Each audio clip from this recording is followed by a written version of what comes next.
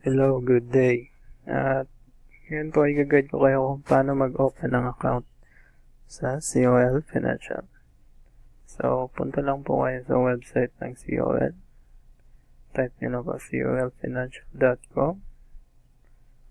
Tapos, punta po kayo sa open an account.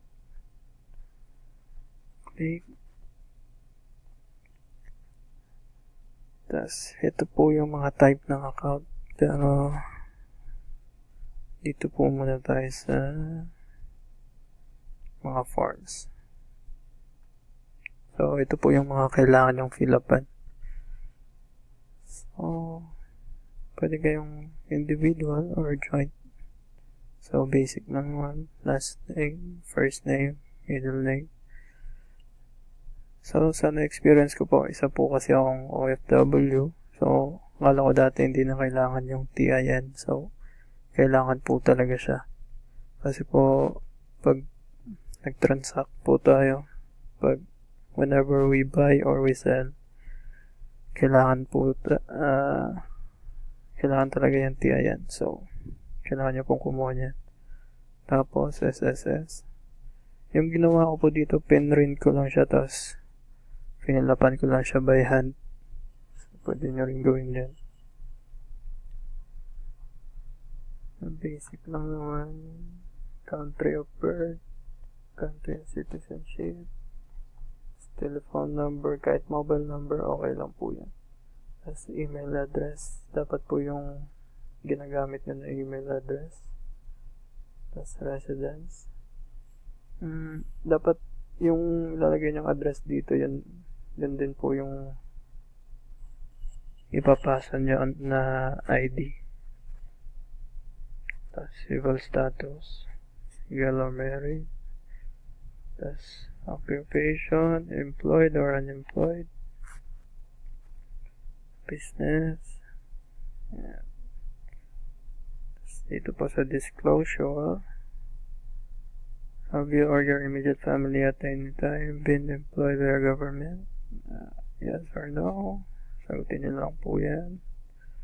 Tapos financial investment profile, asset, total, net worth, annual income, source of income, salary, investment experience, so it's either none or limited.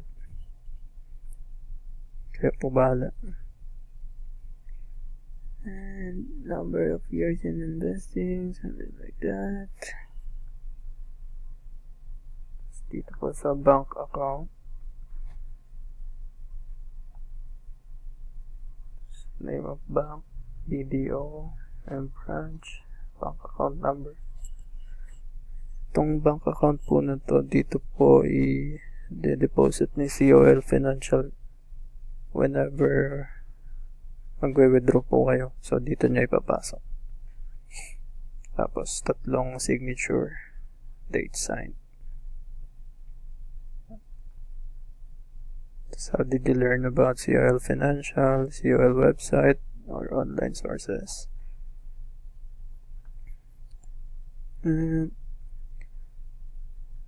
Ito po kailangan, kahit hindi po kayo citizen ng US citizen, kailangan nyo pa rin fill upan. So, individual. Yung ginawa ko po dito, nilagyan ko lang ng last name, first name, middle name. Tapos, yung address hindi ko na nilagyan. Okay lang naman daw, kahit huwag nilagyan.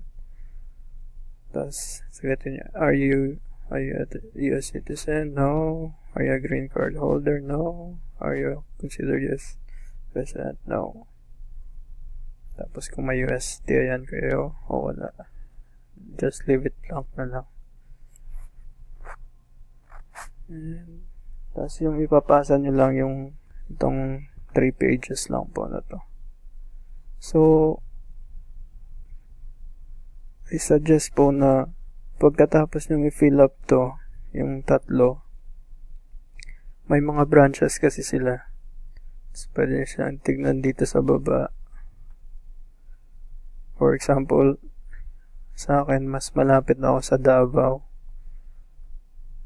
So, ang gawin nyo po, kontakin nyo yung pinakamalapit na branch ng COL.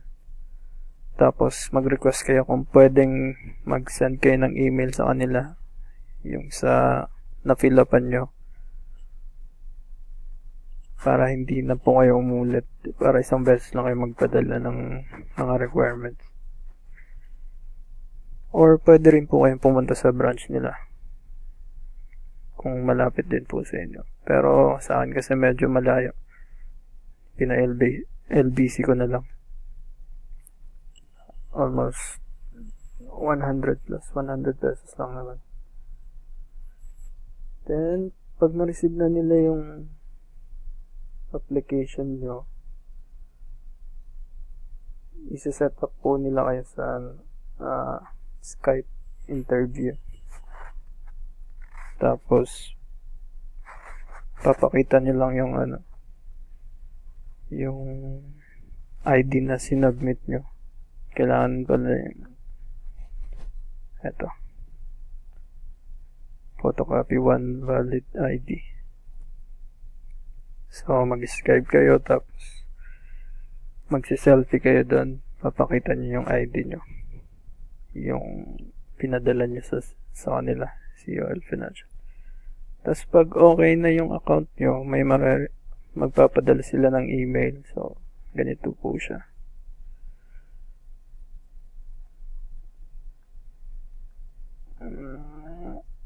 Yan. Welcome to COL Financial. Tapos bibigyan na po nila kayo ng account number. Tapos yung account number po na yun, pwede na po kayong mag-fund. So pwede po kayong mag-online banking, pero yung ginawa ko po over the counter. So ito po isang tip. Kasi yung iba't ibang branch, may iba't ibang charges po sila. So ito po yung mga charge na pag over the counter sa Metrobank, 30 pesos. Pag on internet banking, wala pong bayad, libre. And for BDO, 25 pesos yung over the counter. Tapos iwasan nyo po yung BPI, napakalaki. Tingnan nyo, 110 almost times 4. So I suggest BDO lang kayo or Metrobank kung mag-over the counter kayo. Tapos pag isa pong tip.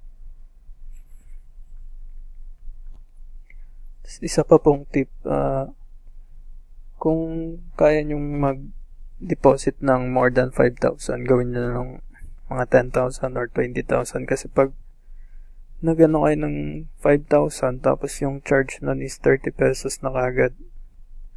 So na-try ko, nag-deposit ako ng 50,000, so 30 pesos pa rin yung charge. So kasi pa 5,000 yung deposit nyo, lugi kayo sa charge.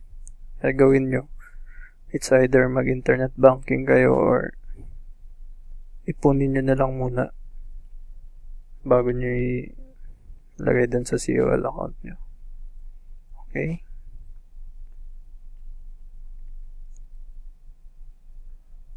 So kung may tanong pa po kayo, comment lang po kayo sa baba. Thank you.